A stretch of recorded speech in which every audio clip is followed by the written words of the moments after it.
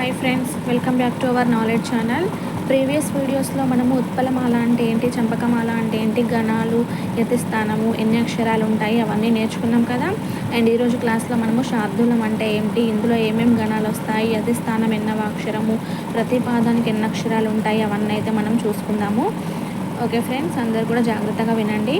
శార్దూలం అంటే ఏంటి, ఈ పద్యాలలో ఎన్ని పాదాలు ఉంటాయి, ప్రతి పద్యానికి కూడా మనకి 4 పాదాలు అనేవి ఉండడము జరుగుతుంది. అండ్ శార్దూలంకి సంబంధించిన పద్యాలలో ప్రతి పాదానికి కూడా ఏమేమి గణాలు వస్తాయి, మస జస తతగా అనే గణాలు వరుసగా వస్తాయి. అండ్ ఈ శార్దూలంలో చూసుకున్నట్లయితే యతిస్థానం ఎన్నవ అక్షరము, 13వ అక్షరము.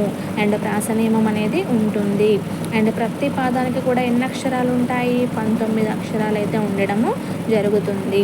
అండ్ శార్దూలంలో గణాలు ఎలా గుర్తుపెట్టుకోవాలి, ఉత్పలమాలలో గణాలు గుర్తుపెట్టుకోవడానికి ఒక ట్రిక్ చెప్పాను, చంపకమాలలో గణాలు గుర్తుపెట్టుకోవడానికి కూడా ఒక ట్రిక్ చెప్పాను.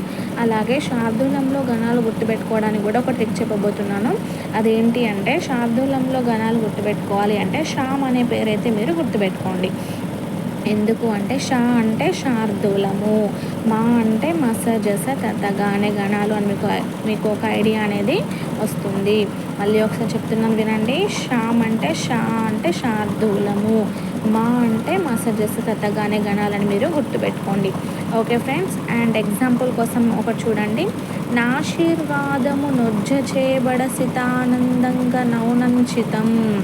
మళ్ళీ ఒకసారి రిపీట్ చేస్తున్నాను. నాశీర్వాదము నొజ్జ చేయబడ సితానందంగా నౌనంచితం.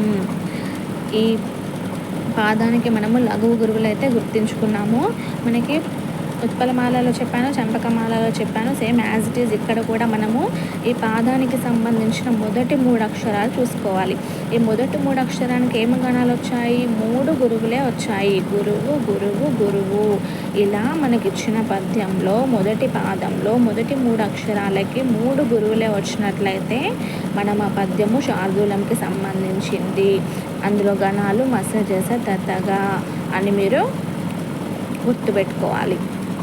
3 గురువులు వచ్చినట్లయితే ఆ పద్యము శార్దూలంకి సంబంధించింది.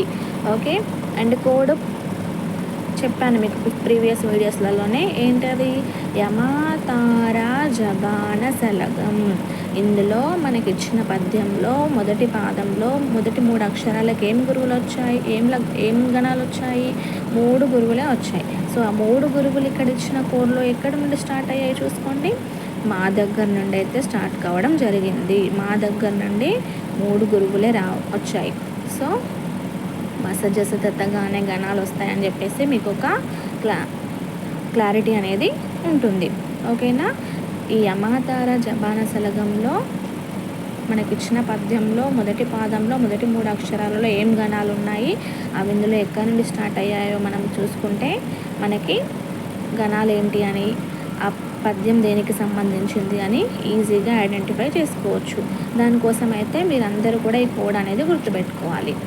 ఓకే ఫ్రెండ్స్, మళ్ళీ ఒకసారి చెప్తున్నాను. శార్దూలంలో గణాలు ఎలా గుర్తుపెట్టుకోవాలి అంటే, షామ్ అనే నేమ్ అయితే గుర్తుపెట్టుకోండి. షా అంటే శార్దూలము, మా అంటే మస జస తతగా.